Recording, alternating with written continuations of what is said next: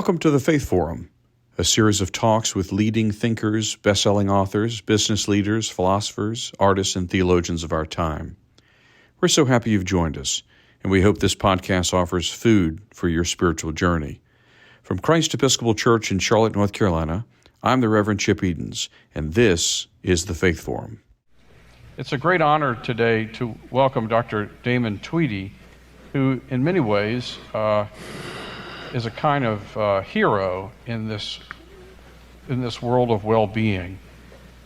He really works at the intersection of medicine, mental health, and what is the urgent need for compassion and care.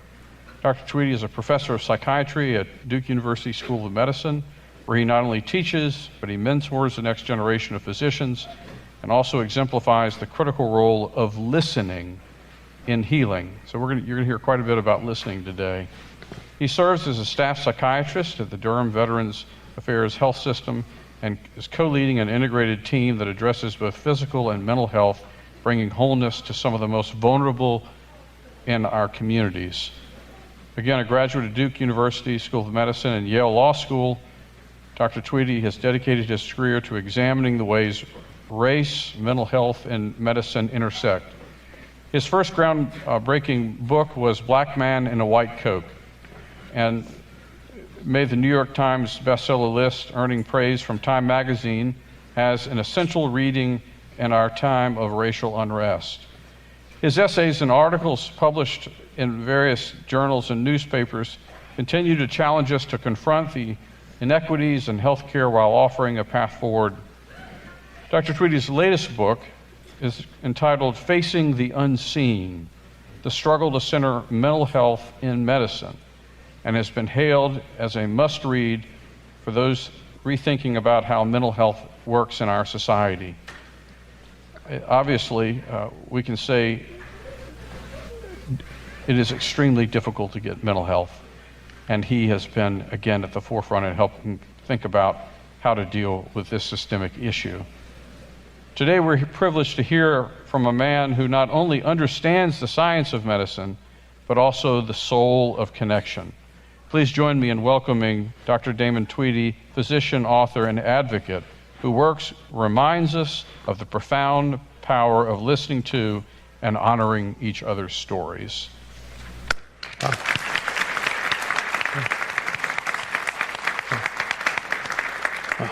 Well, I always like to start off with your early life. Right. And when did you think that you wanted to be a physician? Did you have physicians in your family? Did you feel pressure to become a physician?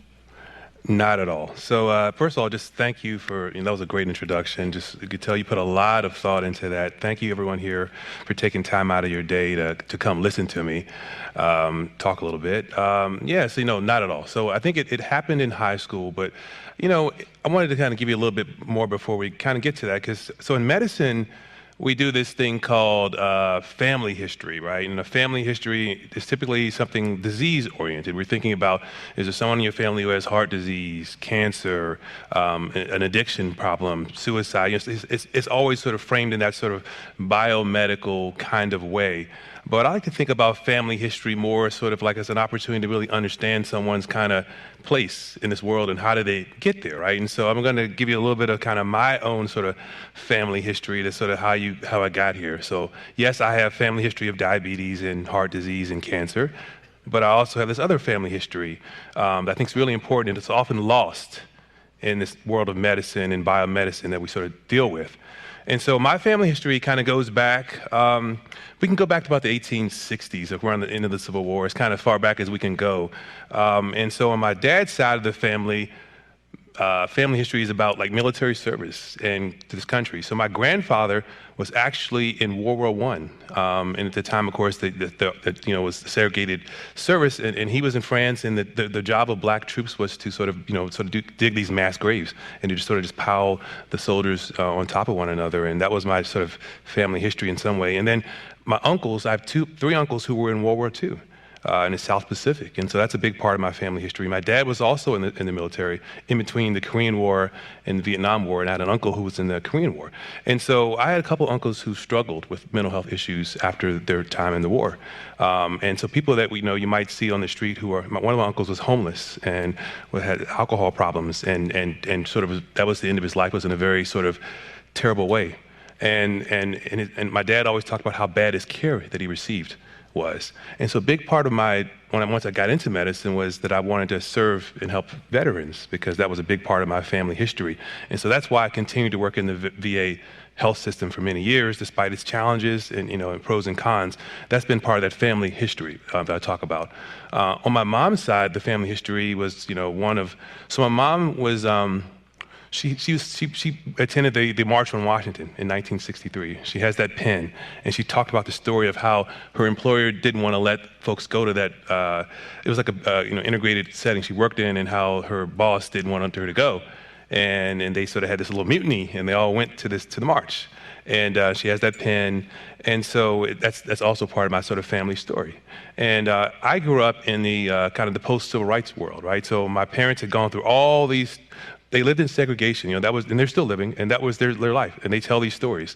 And so, but I was in, a world where there's more promise, right? And I was a student who was so my family's very blue collar. So my dad worked at a grocery store, like I don't know, like a Food Line or Kroger or somewhere in North Carolina. So you guys know those stores, right? And, some Harris Teeter. So he was in a store like that, and he worked in the meat department, and that was his work. And my mom was in kind of administrative, secretarial kind of position. And so my brother, who's older, was the first generation college student. And he sort of set the idea that you could go to college and you can sort of have this promise as a sort of in this world. Now that doesn't mean there weren't a lot of challenges, right? There were lots of challenges navigating that bumpy road. We grew up in an all-black neighborhood, and we were bused to a school in our district that was 100% white. We're talking absolutes: 100% black, 100% white. And so there was, of course, lots of challenges in that space. But I had an aptitude for numbers. I was like this guy who loved baseball box scores and stats, and that translated into me doing well in math and later in science. And so that was sort of how my trajectory sort of got to this path. And I tested into a science and tech magnet program in high school. I want to come back to that at the very end, because it's really important about how do we move things forward. But anyway, with the help of some people, I got into this program, and that's where I began to see that, a different way of visioning my own space in the world. And that maybe I could do something in science and medicine, and science and math, and medicine sort of became the sort of natural extension of that, because in college, I had never met a black physician up until this point.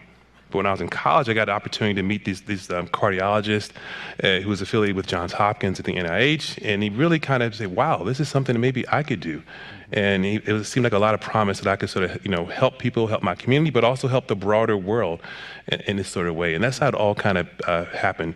I'm skipping a lot there, and I want to come back to some of that at the end, but that's sort of the story. I do want to come back, because you said it was a natural evolution in many ways. It was, but there were a couple of stops along the way where things could have gone a different direction.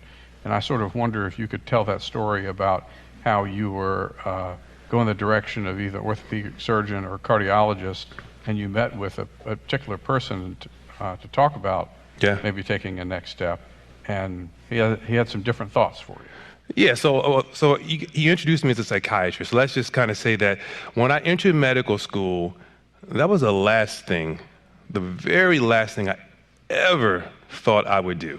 I grew up in a family where, or in a community where, mental health is something that you don't just go talk to somebody about. Like my grandmother one time my grandmother, someone from her church suggested that maybe you're a little stressed out and too high strung, and maybe you should kind of talk to somebody about that.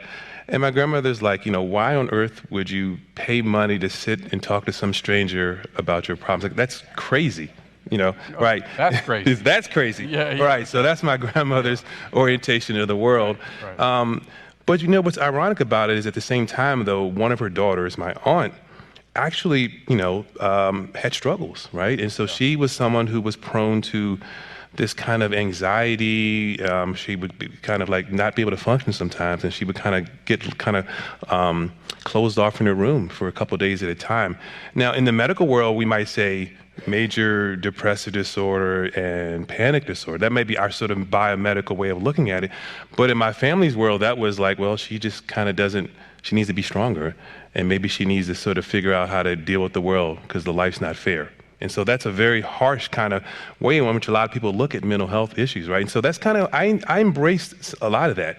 I come from we mentioned this last night, after I was about 5 or 6 years old, the idea that, as a man, that you would cry is like, well, you don't do that, right? It's just like, that's not what men do. And that's the world that I grew up in.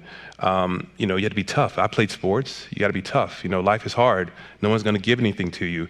And so the idea that mental health issues is almost like it's something that it's like I don't want to say a weakness, but like something you just can't, you got to push through. You got to fight through.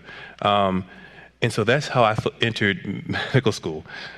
Thinking about it in that way. I wanted to become a cardiologist. I loved reading EKGs. I loved all the stuff about the heart, the physiology, the anatomy. The other option was orthopedic surgery because I was a college athlete, had they got knees to show for it today. And so those are sort of my paths. And so all that being said, in medical school, every medical student has to do a rotation in psychiatry. Let's just say that was my worst rotation in medical school by far. Let me just share this story. So in medical school, so first of all, I was at a state hospital and where people were very ill. And I think this is really important when we come back to how we can do better, because I think that's not a good place to sort of learn and experience psychiatry, honestly. And at the end of that rotation, I had to interview a patient I'd never met before in front of a doctor whom I'd never met before. And I'm supposed to figure out in 30 minutes this person's whole story and everything and how to help them and everything like that. And so this thing didn't go well because the patient was, in retrospect, very depressed, talked very slowly. As you can probably tell, I am the complete opposite. I talk very fast, and it was like oil and water. And I'm like, well, we got to get through all this stuff. And we only got 30 minutes. And I started cutting him off and answering questions for him. And at the end of this session, the faculty person, like, let's imagine this yourself, he's like, Damon, what do you want to do with your life? And so I should have known that was probably a sign that something wasn't going to go well. And then I said, I want to be a cardiologist or an orthopedic surgeon. And he's like, well, those are good fields, but you have to be able to talk to someone to be able to be one of those doctors. And based on what I've just seen the last 30 minutes, I'm a little concerned about that. And maybe you should work in a lab and not see patients. Wow. So you're a medical student and you're wanting to be a doctor, and this guy tells you maybe you should do something else. So that hit me like a ton of bricks. And so at that point, I still wasn't interested in psychiatry, of course, but actually I was like hating it at that point. But when someone criticizes you, what do you do with that? Do you get defensive? Do you externalize and say, well, no, you're bad? We do that a lot, right? But maybe there's something that person said that you could learn from. And so I took to myself, like, maybe I'm not listening to patients. Maybe I'm too focused on this biomedical stuff at the exclusion of the person. Because medicine really does that. I mean, we can talk about how the medical culture really sort of furthers that sort of dehumanization of people. But I was very much bought into that. But then I said, maybe I can start to try and do a little better and listen to people a little bit more. And lo and behold, I found out that I kind of liked it after a while. And I was actually kind of decent at it, and people liked sharing. And so I kind of really got into it. That still didn't mean I wanted to be a psychiatrist, of course. I'm still on the cardiology path. And then the question that you led to was that one morning, I'm a medical intern, so I'm on this path towards going to becoming a cardiologist, and we get a call from the emergency department to say that there's a 25-year-old or so person who's in the ER, and basically he's acting crazy. This is their words. But we need to do a medical clearance for him. And what that means is you need to make sure that the reason he's acting crazy is that there's no sort of physiological problem, like he's not having some sort of brain infection or some sort of, blood sugar, being really high, or some sort of neurological issue, right? You want to do this medical screen. And so that's a common thing in medicine. And so I go down to the ER though, and I see this young person, and I get stopped in my tracks because, whoa, that's, so-and-so. And I know him. And why is he here? Because I knew him as a young person, as a college student. He was very bright. He was, at prospects of wanting to become a lawyer and a politician. He's super intelligent, super vibrant, social, and now he's acting like this. And how can I make sense of this? Because the way in which I'd been introduced to psychiatry was like, well, people who are in that state are somehow different. It's like an us and there's a them. And people who are homeless or in prison, they've done things or something's kind of wrong with them, and they've always kind of been like that. And I'm in this safe world where people aren't like that. And that's how I kind of was introduced to psychiatry, because by the time you get to see someone in a state hospital, they're often in a place where you can't even communicate in a way that you would with everyday life. And so there was that sort of bifurcation. And then, but here I am in this ER seeing someone that I know one way. I've known him as this, this one way, and now I'm seeing him in this other way. And how do I make sense of that? And so it was such a powerful moment to be there and to see that distress that he had. And to try and make sense of it. And then, he comes to our team overnight because we have to because he had his blood pressure was really high, and we had to make sure there weren't some other medical reasons why he was having this mental distress. I called his mom, and the idea, it's such a thing with mental illness, where people they want you to find some other reason why this person's acting the way they are. Even though some of those, like for instance, you could have lupus, or you could have cancer, a brain tumor, and that could explain a mental health issue, and those things actually would probably be worse. But oftentimes people would rather have something like that they could hold on to than this idea that their relative has some amorphous mental health problem. You could sort of hear that pain in her mom as I talked to her. And this points to stigma, which I want to get to Huge. in a second. Yes. So that was the beginning. That was the beginning. But I want to really go to this story about how you were thinking of it was a stigma, and then you yourself had an experience where you had to go see somebody. Right. And could you just give us a background on up to this point? Right. It was work hard, achievement, success. You're at a flagship medical school, choice of both helpful and lucrative careers. Right. You have an experience yourself, and tell us what's happened where you have to go for the first time. Right. Yeah, so you go right to it. You don't mess around, do you? No.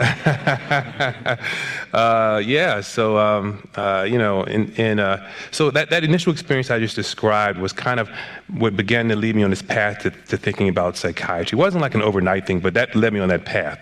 And so towards the end of my intern year, I'm already sort of in this path. I'm going to transfer from the medicine program to the psychiatry program, all at Duke.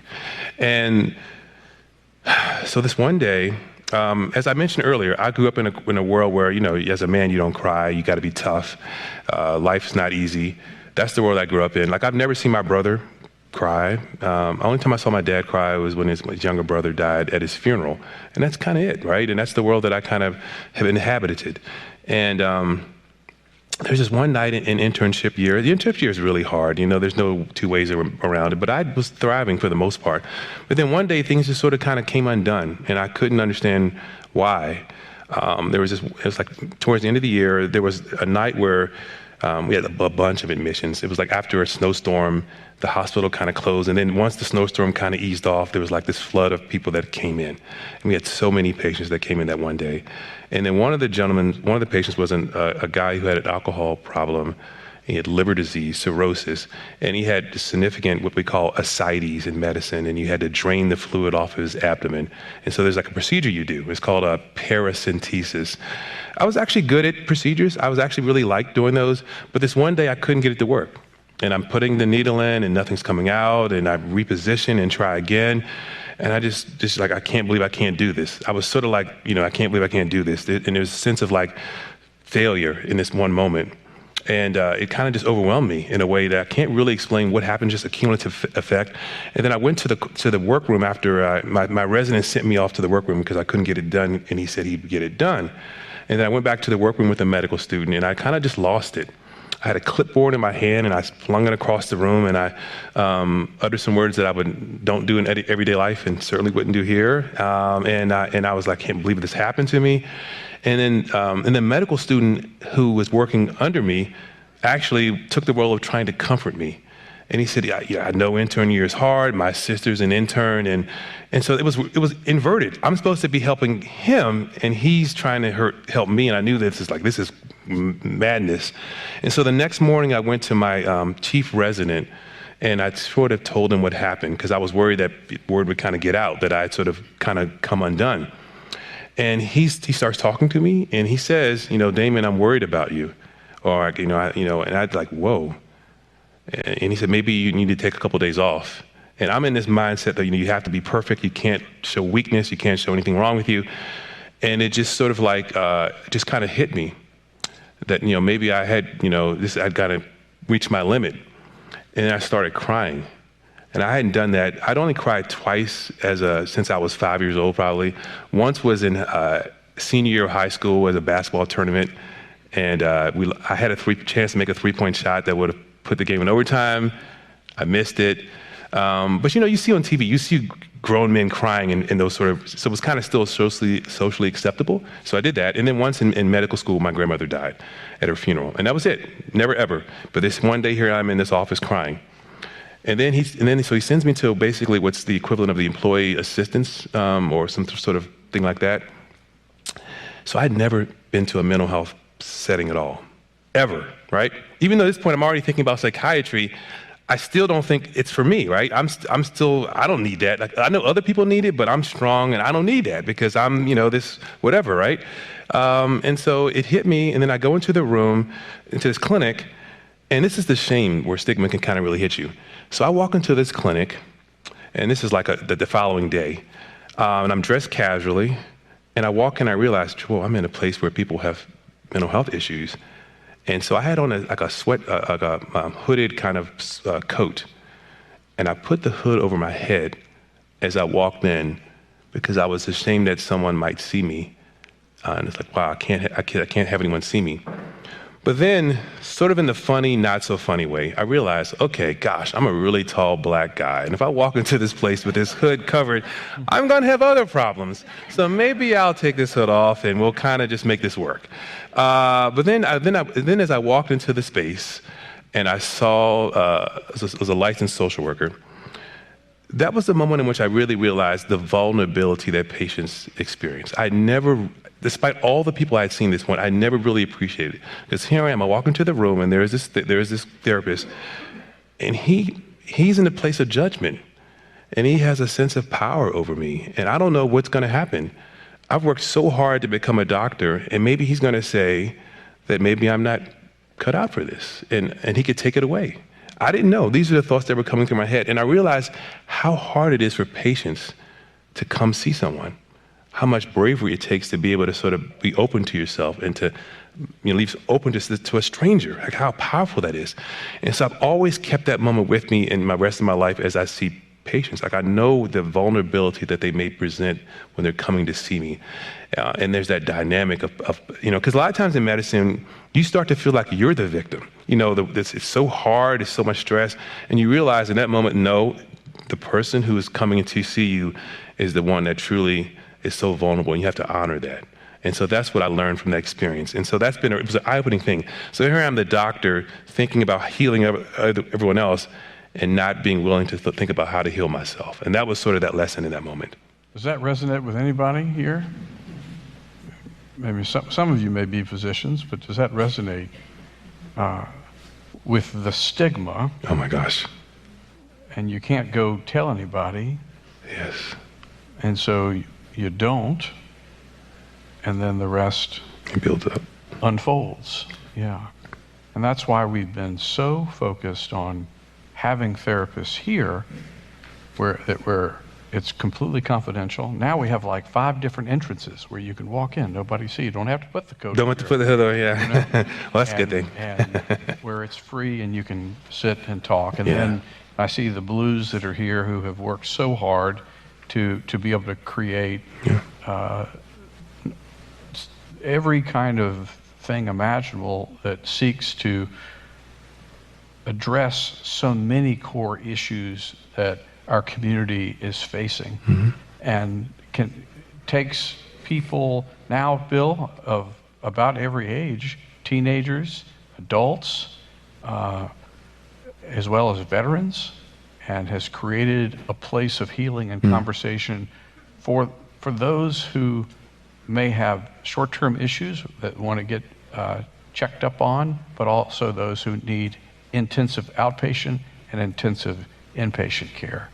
So we have some real heroes in our congregation here today. And we thank you all and your board for all that you do. So let's talk for just a minute about the state of mental health in America, and in particular, why it is so difficult for people to get care. And what you've noticed is the disconnect between the training that's needed and the amount of training physicians are not getting, right, where those gaps might show up when we show up in the doctor's office, and where a conversation about mental health might not even happen. So in other words, if you're a person who's not plugged into a therapist or a psychiatrist, it's possible that if you have a mental health issue, that's never going to be discussed. So tell us a little bit about kind of the state of mental health care accessibility, the conversations that either have or don't have, and kind of what you see as steps that we as a community need to take while we're still dealing with both stigma and scarcity of availability. Yeah, there's actually a recent one of these, like, it's called West Health and Gallup. They do this survey, and so about 30 to 40% of general medical visits, primary care visits, the mental health issue does not come up at all, right? What percentage? About 40%. 40%. Does not even come up. And most patients, about 80% of patients want it to come up. And so there's definitely some gaps there. So my wife is a primary care physician. And so she's really on the forefront of what you're just getting at. So if she has a patient in her office who needs to see a cardiologist, like what I thought I would be, it can happen pretty straightforward. She has someone who needs to see an orthopedic surgeon for an issue, it can happen pretty straightforward. It's not too complicated. But if she has someone who wants to see a mental health provider, it's like moving, kind of heaven and earth almost to sort of get that to happen. And because it's like a kind of a community, it's like a more sort of a smaller community, not a lot of resources in that same way. In that same survey I was just referencing earlier, so patients report that they are 3 or 4 times more likely have difficulty getting a mental health provider than they are getting a medical sort of subspecialist, right? It's much harder to get it. Why is that, right? So some of it is lack of providers. Some of it is the insurance system. I mean, it's just ghastly how different. There's supposed to be there was a mental health and equity law passed in Congress in 2008. And here we are still in 2025, and there's still a lot of gaps, right? So as far as access to care and who's going to pay for the care. The other issue, though, is that leads then my wife, who is an internal medicine doctor, often as the frontline person trying to manage mental health issues. But what was her training like? How did she, and so here's the problem. So when she was in medical school, we went to medical school together. She spent about 4 to 6 weeks in an inpatient unit seeing people who are very severely ill, the most difficult, complex situations. In her residency training in general medicine, she got 0 psychiatric exposure. But now probably a third of the patients she sees have mental health issues, and she doesn't really have the training or foundation to she's had to learn a lot on the job, but her foundation doesn't really help with that. So she's got a husband, and she calls me and said, Damon, what do I do? What do I do? I got this person, what do I do? What do I do? And so that's clearly not the ways for a good system. So so a lot of the problems are just access to care, this just clear disparity between what people can get versus physical health versus mental health. So those are the problems. And so, I talk in my book about solutions, but that's sort of the landscape landscape of the problems, for sure. And there was a parity law that was passed in 2008. Yeah, mental health parity. Speak about that. Yeah, I mean, the whole idea is that, the goal was, the goal was to get mental health services to fall under the same umbrella as, physical health, in terms of what's covered by insurances. But there's been a lot of ways in which insurance companies have found ways to sort of kind of get around a lot of that. I mean, it's kind of a complex Well, tell story. one of the stories about you have to fail. Yeah, so one example is that there's a lot of times there's this whole thing where you have to sort of fail a certain number of treatments before you can get a treatment that actually may have already been demonstrated to work for you. I mean, so think about the distress a patient might have to go through. Well, we know that this is probably the best treatment for you, but you got to try X, A, B, C first. And a trial is like 2 or 3 months at a time. So by the time you do that, it's like 6 or 9 months. You have to go through this suffering to then potentially get the treatment that might work. You can see how people can just sort of give up or just have bad outcomes. I mean, it's so many things that can go wrong during that window. So that's one of the things that they're trying to work through. The other problem, I know this is kind of in the weeds, but another problem is that a lot of times insurance companies will have a list of providers that fall under their coverage system, but then there's this term called ghost networks, where a lot of times once you start going through the system, you find that this list, these providers either don't take, sometimes the people are no longer in practice, they don't take new patients, or they actually don't take the insurance, and so it's only kind of a name only. So a lot of companies have been sort of sued and to so there's all this is happening as we speak to try and make things better. But those are some of the system-based problems. But I think the whole thing sort of rests on the foundation that physical health and mental health are like two separate things. The idea is, even though we all know that, if we're nervous, our stomach might get, we know that we kind of intuitively know that the mind and body are connected, right? But there's still this systems in place that really reinforce the idea that they're discrete entities. And so that's where lies to the problem. And you see it in education, you see it in every space. Think about even how we do some of our training. I'll just give you examples of how there's this real idea that physical health and mental health are completely different things. Does this resonate with some of you here? And so, for instance, there's even an environmental way in which we do that. So think about a space where I work, where on the first floor there's the general medicine subspecialty clinics all work there, are all located there. But where's the mental health clinic? It's in the basement on the other side of the building. So there's messages that are conveyed when we do these sort of separation. So even when I was at Duke, so Duke has an old hospital and a new hospital. So when the new hospital was built, every specialty migrated to the new hospital except psychiatry, which was still in the old hospital. And so when you were in psychiatry and there was a patient on the mental health ward who then developed a physical health issue and they needed to be transferred to the other side, you couldn't just transfer them because they actually became separate worlds. And you had to actually discharge the patient back to the emergency department so they could start all over. So I think there's this real sort of way in which we convey the idea that they're separate things. Mm-hmm. And so once you do that separation, it just reinforces the idea that patients interpret it, doctors internalize it, and you get the results that we get. So how do we advocate for ourselves? Yeah. I've spoken about the resources we have at Christ Church. Right.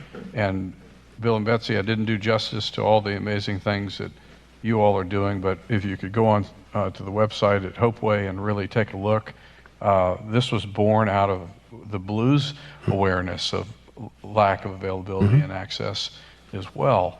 But here we are, and we're not physicians. There are some physicians that are here today. Thank you for being here today. But how do we advocate for our own mental health? It's a Saturday afternoon, and something has really become a very peak psychiatric episode, or during the week. What do you do? Do you call your physician? Do you call 911? What do you do? So, it depends on the situation. A lot of people do call their primary care doctor. So that's often the first line. They're the entry place. So we have to figure out better ways of getting primary care doctors general pediatricians, general and adult medicine doctors to understand and know more about it, build resources within those settings. So actually, a lot of my clinical work now is I actually work in primary care settings as a mental health person on site. And so what that does is it kind of helps disabuse people of this idea that they're separate things. So a person can come to their primary care doctor and having a bad day, they'll either call in or they'll come in, and I'm right there. Me or someone in my team are right there. And so we can really help on them in the moment. So that's one way in which people can access care. 988, of course, is now the sort of thing where people can kind of call. Mm-hmm. But even one of the challenges with 988 is how do we then link that to actually the call and the crisis can be really important, but how do we then link that to actual services after the fact? And that's one of the challenges that we're sort of happening now. One of the problems is that, these solutions don't happen overnight, and we've come so far behind. We're so far behind the 8 ball, as the expression goes. And I think the pandemic really kind of really sort of brought that to the attention and how unprepared our system was for these problems. And so so I think a lot of times primary care is often the way in which people kind of can enter into the system. Those of us who don't have the luxury of just sort of like calling a psychiatrist. That's mm-hmm. often the way it happens in practice. Mm-hmm. Yeah. Mm-hmm. Well, there's one more story I would love to be able to tell. You said to me that one of the most important things that all of us can do is to listen. Mm-hmm. That we become mental health experts when we listen. Mm-hmm. You made the comment that sometimes it's easy when you're having so many conversations with people that someone will tell their story for the first time, mm-hmm. and yet it's the 1,000th right. Story that you heard right. that week. Yeah. Right. We know that listening is the beginning of understanding, and understanding can lead us toward resources and treatments that hopefully over a period of time can stabilize and bring healing to someone who is dealing with an ongoing, whether it's how they cope with it or how they resolve it. But you have also talked a lot about community mental health mm-hmm. and the need that we have as individuals in communities to listen to people who have had their own mm-hmm. traumas. Because when we speak of well-being here, we're speaking of well-being individuals, and sure. we're speaking of well-being in the community. And I wonder if you could tell the story of the Avery family. Yes, I will. But before I get to that, can I just say that little piece you mentioned about the stories? Because, I think medicine's really can be, it's the biomedical focus is really important, right? We have to be, and there's parts of it that are wonderful. Like, people have issues now that, they would have died from, and, it can be addressed and treated. It's really wonderful, right? So I'm not here to dismiss technology and the advancements. They're really important. But there's also a dehumanizing thing that can come from it, where we have the person in the room, there's the appendix in room, 20, and the gallbladder in room 18. There's that sort of dehumanization that can kind of come from medicine, and you can just sort of, and even in psychiatry, it happens. You think, well, this is the specialty where people would be sort of caring, but it's the same process of like fast pace, volume, see people as quickly as possible. And it's easy to lose sight of the person. And so when I'm in the ER, I work in the ER setting sometimes, and you might see this person for the, again, the point you were making is that, I may have seen someone present to the ER with suicidal thinking 100 times in the last few months. And it becomes routine. I know what to ask, I know what questions to say and how to move forward. But I have to think about and take a step back. That one person, this might be their N of one. This may be the first time or the only time or the worst day they've ever had. And I think as doctors, it's easy to lose sight of that. And so now I always sort of do this thing where I tell myself every time, this is the moment. And I have to honor that for that person. And I tell the trainees that I work with, because medicine can be really a dehumanizing experience. And so that's the idea about individual stories and how important they are for me. So I've always carried that with me. But then, as you mentioned, there's also this bigger story, right? Gosh, of communities and experiences. And so one of the projects that I've been working on the last couple years is that is kind of looking at Duke's sort of history and challenges and struggles So, of course, Duke's it's in North Carolina, and it was a segregated institution up until the 60s. And so there was this story that only came to our attention through a church setting. So there was a church meeting back around 2017, 18, where this is a black church, and they were talking about some of their mistrust, if you like the word, distrust of Duke in some ways. And one of the parishioners revealed to a pastor that there was something that happened back in the past. And do you guys know about it? And he didn't. And most of us at Duke didn't either. Even though I'd gone to med school and training at Duke, we didn't know about this story, and speak of the issues of story. So in 1950, which seems like a long time ago, but it isn't. There was a story about a young black World War II veteran who was turned away from Duke Hospital because the segregated ward at Duke was full. And he was turned away, and he had a bad injury. He may have died anyway, but he ended up dying in transit to another hospital that was under-resourced. And so that's the story, right? And the story is that, that's sort of the headline. But he also had a family. He had two younger brothers who were really deeply affected by this story, who ended up going into healthcare and becoming, one became a doctor, one became a hospital administrator based on that story. A lot of times when you talk about the stories of black people in their country, there's always this idea of bad things that have happened, which is true, but there's also stories of perseverance and resilience that don't get told. And I think that's a really important story as well. And so that family has that story. So they've been victimized, but they've also been sort of persevered, right? It's both stories at once. And so what we've done is we explored that history. We start with there, and we trace Duke's history from 1950 to the present. So how did the civil rights movement impact Duke? What changed? What didn't change? But we also trace that family story through that same period of time. And so in 1990, there was some attempt at trying to reconcile, like the family came back to Duke, but things didn't quite go so well. We don't know, this is pre-internet. It's hard to even imagine it now, but it's pre-internet, pre-email. It's so hard to imagine, right? Pre-cell phones. So we don't really know what exactly happened. We know it didn't work out great. Two of the children became physicians themselves. Yeah, exactly. Well, two of the brothers, young brothers. And so anyway, so they came back to Duke in 1990. And so it didn't work out so great. So here we are in 2022. And it's like, well, maybe we can sort of make some kind of connection back again with this family about this story and this history. And so I make the call from Duke. And I reach out to a couple of the sort of descendants who are still living. Hello, I'm from Duke. And they're like, why are you calling me? What is your agenda? What are you trying to get from this? And there's a lot of distrust. There's a lot of sort of almost hatred, venom built up towards our institution. And why is that, right? That history. And so what we did is it took a lot of work, a lot of listening. And so once we made a connection with this family, they agreed to open up, and so we invited them back to Duke. And so what I didn't tell you is when that gentleman died in 1950, he left a wife who was 8 months pregnant, and his daughter was born the following week after he died. And we were able to meet with her and bring her back to campus. And so we took her to the place where her dad was turned away from Duke. We took her to the place where he died. And she talked about how healing, that experience was for her, and we interviewed her, and we put together this whole sort of podcast that'll be coming out in actually next month. It's a whole sort of series, sort of talking about tracing Duke's story from the past to the present.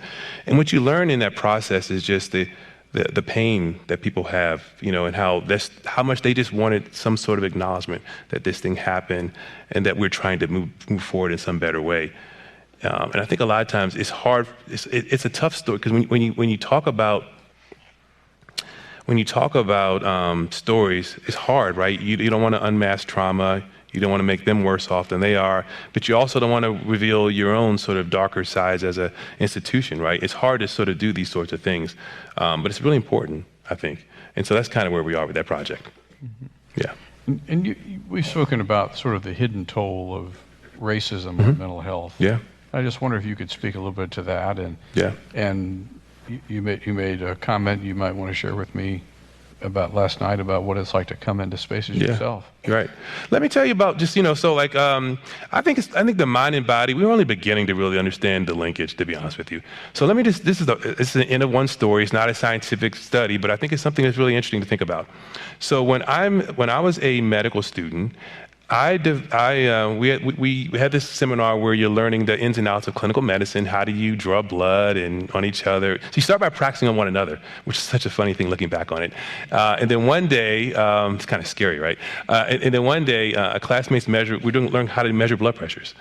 And a classmate puts the thing around my arm and measures it, and it's really high. And I was like, wow. But at first I'm thinking, oh, well, you're just learning. You don't know what you're doing, right? And so we bring in the supervisor, and he confirms my blood pressure is really high. 160, 100, really high, right? You guys, this is a smart audience. You guys know that's high blood pressure. So I go to the student health center a few days later, and they do the blood test, urine test, and they found that I have some early signs of kidney problems. Like I have protein in the urine and my creatinine's elevated, and it's like, wow, how's this? Like, wow. Like in med school, you learn about how everything is worse in black people. That's sort of the way you learn medical school education, except mental health. We'll maybe come back to that. You learn everything's worse in black people. And so I'm like, God, am I a statistic? Am I going to be another person that's this stat that I've been learning about? And why is this happening? Because I played basketball in college. My BMI is 22 or whatever. How could I be this thing that's happening? And so that was like eye-opening and striking. And only later in years, and so for a period of time, I took blood pressure medicine and things got a little better. But what I didn't realize was the tremendous stress that I was kind of under. Medical school is really hard, right? Of course, residency's hard. But what's additionally hard about being an African-American person, black person, is that, so like one time it was 3 a.m., you get the 3 a.m. call, you got to go to the ER. Always stress for any doctor, right? Everyone. But then I go in that 3 a.m. call, and I found out that the patient says he doesn't want an inward doctor, right to my, right there. And so there's always this added kind of thing that it's not just, you want to be like everyone else, you want to just fit in, but you're constantly reminded by others that you're kind of different, and you got to figure out how to navigate that. And that's sort of been a lot of that. And there's a mental strain I didn't really appreciate, because I'm like, again, you got to be tough. Life's not easy. Suck it up. I didn't really want to dwell on that. But it's only as I've gotten older, and I feel like I've gotten more control in my own life. Here's the amazing part. So nowadays, I'm 50. I got a little bit of this. I'm nowhere near as physically healthy as I was when I was 22 or whatever, but my blood pressure is completely normal. And all those early problems I had have completely reversed. And the only thing that's different, so physically I can't run like I used to, is my mental frame of mind and how I engage with the world is so different now. I don't come at the world constantly feeling that people are always kind of out to get me or that things are always so bad. It's that mind-body interface. And how do we explain that medically? Like I told a bunch of doctors their story. No one can really explain it, right? But it's that mind-body interface which is so powerful. And so I think that's a really, really, really important thing. So I got sidetracked. What was your question? about what it's like to come into a room. Yeah. Oh gosh. Yeah. So here's the thing, though. It's always this dilemma, right? So like here I am in this space. How did I get here? Like if I thought to my 14-year-old self, who was in a all-black middle school, low-performing school, where a lot of people that I grew up with, or some have been incarcerated, some have struggled in all other sorts of ways. Some are doing well, but a lot aren't. How did I get to a space? And what does it mean to be in a place like this, right? And so there's like 3 things that have kind of run through your mind in a place like this. One is you're like, gosh, man, I've made it, right? And you feel good, and you feel like, this is great. I'm in this great place, this great environment. Wow, right? There's also the second part that's like runs through your mind, and it's like, man, this isn't fair. And you feel a little bit of like sort of these negative emotions, envy, resentment, anger, right? These things sort of circle through you. Less of that now as I've gotten more thoughts about my life, because that's not good for you. And then the third place is, man, is my success in some way furthering the problem? It's weird. It's this sort of guilt you feel.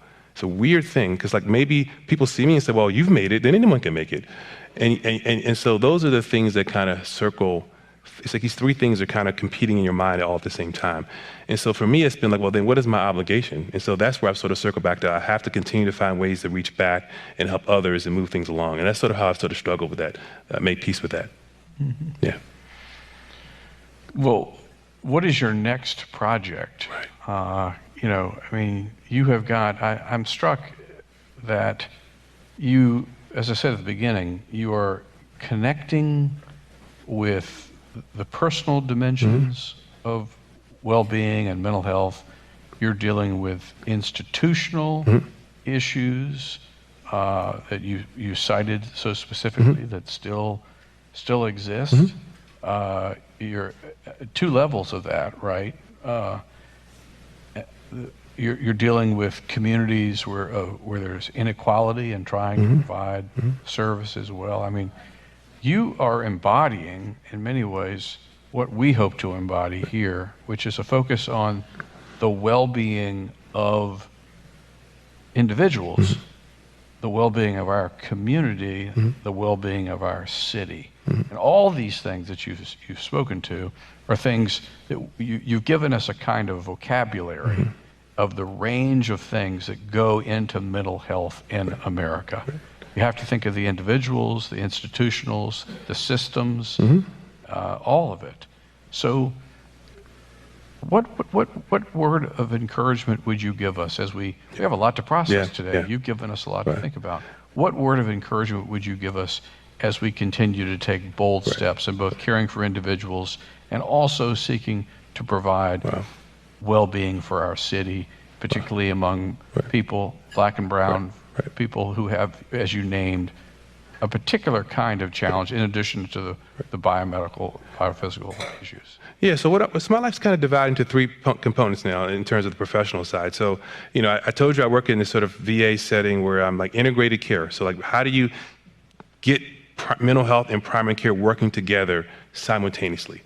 So at Duke, I'm really involved with teaching the next generation of doctors. So I have this course that I teach. It's like kind of like psychiatry for the doctor who's not going to be a psychiatrist. I got to come with that's a mouthful, but I got to work on that, right? So anyone creative types that can help me with that, I need some help. So I'm working on how do we help doctors who are going to be pediatricians and obstetricians, how do they appreciate the value of mental health and give them a better framing? Because in medical school, again, it's very sort of like disease-oriented. And I'll give you an example. So like, I had a medical student some years ago who was in my course, but previously his psychiatry rotation was in an inpatient unit, and he saw this woman who was very severely ill, and she had schizophrenia, and she was on all these medications that you use for schizophrenia. And 6 months later, I took him, just by happenstance, he was in this class, and it was a class where we were focusing on sort of like other ways of thinking about mental health care. And I took him to something called a clubhouse, and clubhouses are places where people with severe illness are kind of treated more as whole people and not just sort of disease states. And so they get learning on how do you vocational training and social support and education furthering that. So he saw in this place where I took him to in the class, he saw that same woman just by chance that he had seen 6 months earlier. And he told me how he couldn't believe how much better she was. Because you're conditioned to only think about people as ill when you see psychiatry in a medical school setting. But she's a whole person on a larger journey of life, and he saw that, and it sort of blew his mind. And so I think what that means for me is, there's this quote from Dr. King that I really like. He's so quoted, there's a million quotes you could pick. And so I like it just because I think it really echoes how I see myself in my life. He says, if I cannot do great things, I can do small things in a great way. So, the world is so complex, infinitely complex. We're just here in this one finite period of time. We can't change all the things that have come before us. But what can we do, right? We can think about what is our sphere of influence. What do we, and all of us, it's our own families, but it's our jobs, our communities, church, faith, all these things. What can we do, right? How can we impact people in that sphere, right? And so the challenge, I think, for all of us is how do you think about how can you help those in the world who might be struggling to see themselves in a space better than where they are now? Because it's so common for people to be in a space where they're struggling. They think that this is all their life, this all life is, this all life can be, and they get mired in that sort of sense of negativity, whatever it may be. How can you help envision that person in the moment and help them envision something else for them?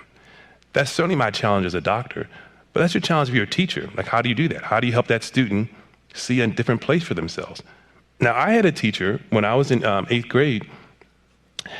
I thought at that point in my life I was going to be like, I don't know what I thought I was going to be, but I never imagined I could be a doctor or a writer. I was the kind of kid who would avoid reading books. I'm like, why would you read a book if you could just watch it on TV? Like, that's my frame. That was my frame. So, but I had a teacher who actually encouraged me to take a test to get into a magnet program that I mentioned in the beginning. When she first offered me that opportunity, I totally rejected it. I'm like, there's no way. I'm not. That's not cool. I'm not smart enough for that. There's no way. All this negative self-talk. But she was able to see a different vision for what I could be beyond that. And I think that's the challenge for all of us. And that put me on the path to success. And so how can we do that in our own lives? How can we help people see something beyond where they are now? And even if they don't accept it in that first moment, it doesn't mean that you give up. Because, there's so much mental baggage that kind of comes into people being where they are in that moment. And it takes work to listen to help them get to this other space. So that's my charge for all of you, today. And the last thing I'll say is, again, the world's complex. It's been this way for, there's so many things that we can't snap and make it all well. But how can we leave it a little bit better, right? How can we leave it a little bit better than how we came to it? How can we build on that? I think we owe it to those of us who came before us, who fought that fight. And how do we continue to do that? So those are if you take anything away, it's those last two things. Help someone see a little bit better place than they are right now. That's your charge for those of you in your world. And then if you do that, I think that then makes incrementally the world a little bit better than how we came to it. So that's what I offer for you today. That's beautiful. Thank you.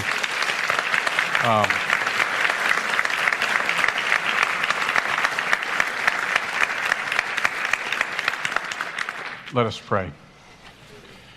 Gracious God, we give you thanks for Damon and for his life and work and for his courage.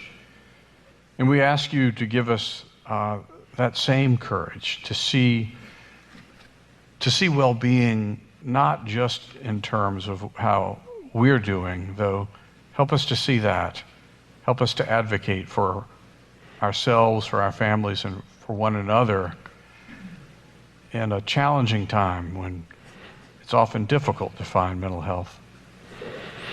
But help us also to realize that we can't be well unless our community is well, to do our part in all the places and spaces where we occupy and have influence, to advocate for a bigger vision, for a more whole society, where we can finally give thanks that we each know in our own way the power of healing. Amen. Thank you all so much for coming today. Thank you so much. Thank you. Thank you. Thank you for listening. We invite you to subscribe, leave us a 5-star review, and connect with Christ Church Charlotte on social media. If you'd like to attend a Faith Forum live, visit christchurchcharlotte.org/Faith Forum to view dates and details of upcoming talks.